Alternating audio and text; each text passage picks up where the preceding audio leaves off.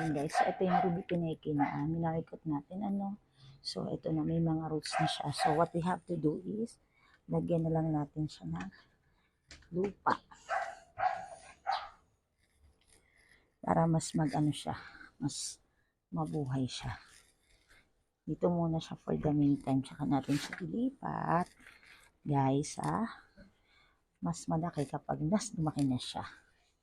Ayan yung ating Ruby Pineki. Ilan yung Ruby Pineki? Pangatlo to. Pangatlo to sa Ruby Pineki ko. Naman ako mahilig sa rubber tree.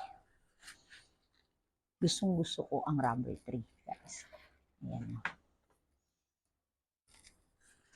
Guys, disclaimer ha, huwag niyo akong gagayahin. Talagang hindi ako nagagloves. Gawa ng maliit ang kamay ko. Hindi makakilos ang kamay ko kapag may gloves. O, diba? Iba akong klaseng plantita. Mas nafe-feel ko ang pagiging plantita kapag ganito yung ginagawa ko. Ayan. Bigyan natin ng konti galing dito sa may kukupit. Ayan o.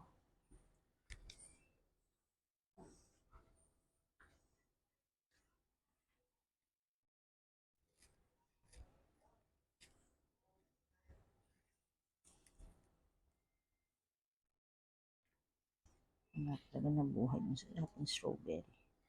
Eh, teka, parang buhay pa to. Try ko kaya.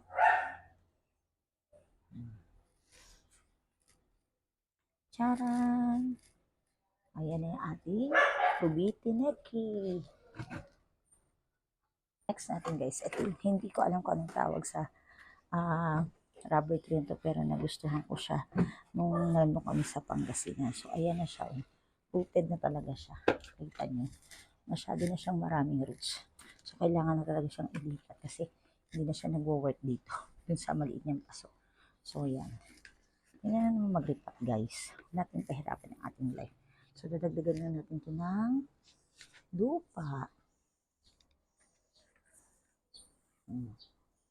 Hindi ko talaga alam kung anong tawag sa rubber tree nito. Baka may idea kayo. Hindi rin kasi siya lemon lime.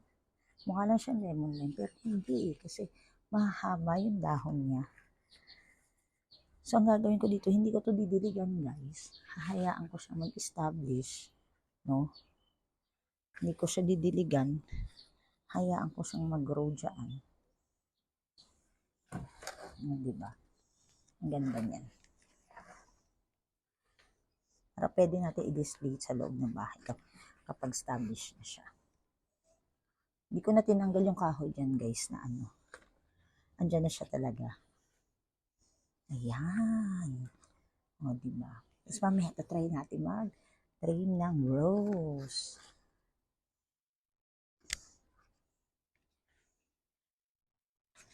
Chuchuchu. Ayan.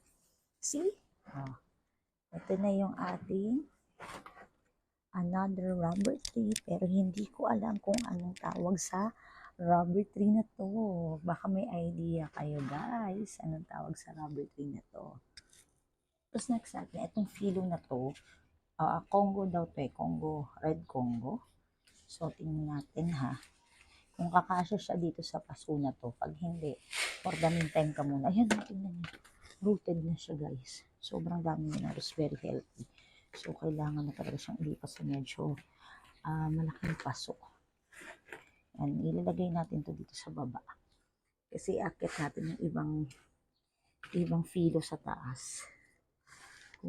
Pero mabait ngayon ang ulan umulan eh. Kaya parang wala akong balak na yung Paraiso Verde. Balak ko sanang iakyat. Pero dahil nga umuulan-ulan naman na, ay bakit natin ipagdadamot sa kanyang ulan? Kailangan nila yan. Ayan o, tingnan nyo o, meron na naman natubo. O, ayan guys o. Diba?